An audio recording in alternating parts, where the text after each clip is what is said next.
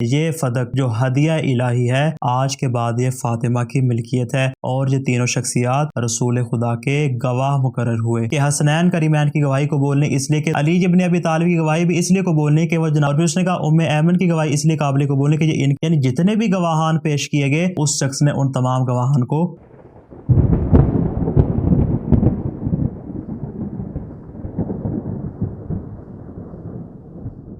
بسم اللہ الرحمن الرحیم۔ علامہ مجلسی نے کتاب الخرائج میں اس بات کو ذکر کیا ہے کہ جب حضرت رسول خدا صلی اللہ علیہ وسلم کو خدا کی جانب سے فدق عطا ہوا تو آپ مدینہ تشریف لائے اور اپنی بیٹی جناب فاطمہ الزہرا سلام اللہ علیہا کے پاس آئے اور کہا، بیٹی فاطمہ، خدا نے مجھے فدق کا ہدیہ اور تحفہ عطا کیا ہے اور یہ میری ملکیت ہے، اس میں کسی دوسرے کا حق موجود نہیں ہے۔ فرمان الہی کے مطابق جیسے بھی چاہوں میں اس میں تصرف کر سکتا ہوں، اس لیے کہ یہ میری ملکیت میں ہے۔ آپ کی والدہ گرامی کا حق مہر آپ کے والد کے ذمے تھا، لہٰذا آج کے بعد سے یہ فدق میں آپ اور آپ کی اولاد کی ملکیت میں دیتا ہوں اور یہ قیامت تک آپ کی ملکیت میں ہی رہے گا۔ یہ کہنے کے بعد آپ نے ایک چمڑے کا ٹکڑا لیا اور علی ابن ابی طالب سے کہا، یا علی، اس کے اوپر یہ والی تحریر لکھ دو، یہ فدق جو ہدیہ الہی ہے آج کے بعد یہ فاطمہ کی ملکیت ہے۔ یہ تحریر لکھنے کے بعد آپ نے کہا، اے علی، آپ اپنے غلام اور جناب ام ایمن کو حکم دیا کہ یہ تینوں افراد اس کے اوپر دستخط کریں۔ چنانچہ تینوں شخصیات نے اس تحریر کے نیچے اپنے دستخط کیے اور یہ تینوں شخصیات رسول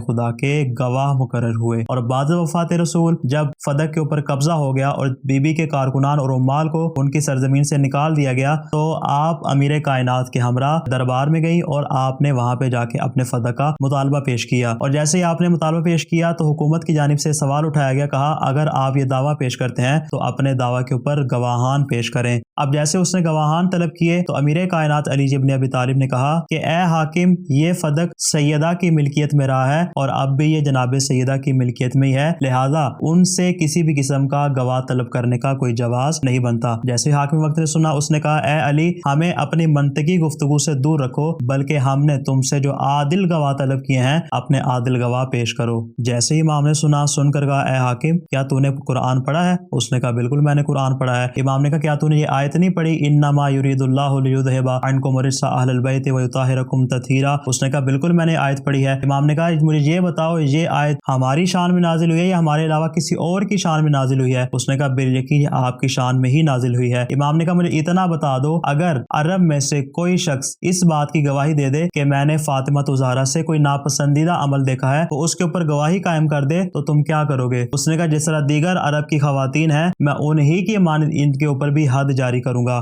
جیسے ہی امام نے سنا، ایک مرتبہ کہا، کیا تم اللہ اور اس کے رسول کے حکم کی مخالفت کرو گے؟ اس نے کہا، میں کس طرح اللہ اور اس کے رسول کے حکم کی مخالفت کر سکتا ہوں؟ امام نے کہا، اس لیے کہ جن کی طہارت کی گواہی اللہ نے قرآن میں دی ہے اس کے مقابل میں اور اس کے خلاف تم یہاں عام لوگوں سے گواہی طلب کر رہے ہو تو گویا تم نے اللہ کی گواہی کو بھی ٹھکرا دیا، اللہ کے رسول کی گواہی کو بھی ٹھکرا دیا، اور ان کی گواہی کے مقابلے میں تم عام لوگوں کی گواہی قبول کر رہے ہو، گویا تم نے اللہ کا بھی انکار کر دیا اور اللہ کے رسول کا بھی انکار کر دیا۔ اس نے جیسے بات سنی اس نے کہا، یا علی، یہ باتیں اپنے پاس رکھو، مجھے فقط اور فقط گواہان چاہیے تاکہ فدق کو میں تمہارے نام تحریر کر دوں۔ تو چنانچہ اس کے بضد ہونے پر امیر کائنات علی ابن ابی طالب نے جناب سیدہ کی جانب سے گواہی دی، اسی طرح جناب ام ایمن نے گواہی دی، حسنین کریمین سلام اللہ علیہما نے گواہی دی، اور اسی طرح جناب اسماء بنت امیس جو کہ خلیفہ اول کی زوجیت میں تھی انہوں نے بھی گواہی دی۔ اب جیسے ہی ان تمام ہستیوں نے گواہی پیش کی، دربار میں سے ایک شخص اٹھا اور اس نے اٹھ کر کہا کہ حسنین کریمین کی گواہی قبول نہیں اس لیے کہ دونوں بچے ہیں اور یہ اپنے والدین کے حق میں ہی گواہی دیں گے۔ پھر اس نے کہا کہ علی ابن ابی طالب کی گواہی بھی اس لیے قبول نہیں کہ وہ جناب فاطمہ کے شوہر ہیں، لہذا وہ اپنی